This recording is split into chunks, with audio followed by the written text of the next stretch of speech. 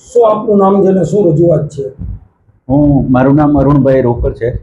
અમે છાપરા Devla industrial association તરફથી આવીએ છીએ.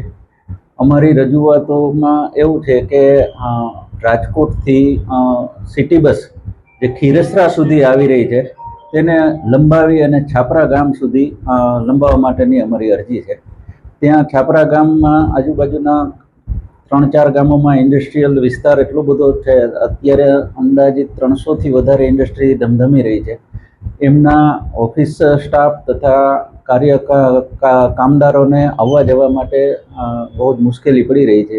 તો અમારી માગણી એવી છે કે રાજકોટથી ખીરસરા સુધી જે સિટી બસ છે તે છાપરા સુધી લંબાવવામાં આવે.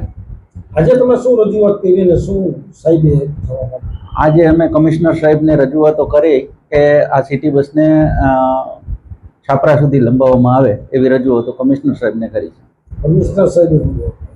કમિશનર સાહેબે પોઝિટિવલી એમ કીધું છે કે આ બાબતમાં ચર્ચા કરી અને તમને પ્રત્યુત્તર પાઠવશું. ખાસ કરીને આ બસ છાપરા સુધી પહોંચે તો નાના વર્ગના લોકોનો શું ફાયદો થશે?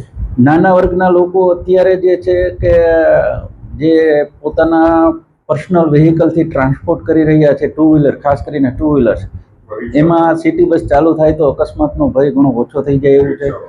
ત્યાર પછી એ લોકોને આર્થિક રીતે પણ ફાયદો થાય છે કે ટુ વ્હીલર લઈને આવતા હોય અથવા બીજા પબ્લિક ટ્રાન્સપોર્ટમાં જે જતા હોય છે એની જે કિંમત વધારે હોય છે તો સિટી બસ આવતા એમને ઘણું બધું સસ્તું થઈ શકશે. અને ખાસ મુદ્દો સેફટીનો છે કે જે લોકો સેફટીથી ટ્રાન્સપોર્ટ કરી શકશે.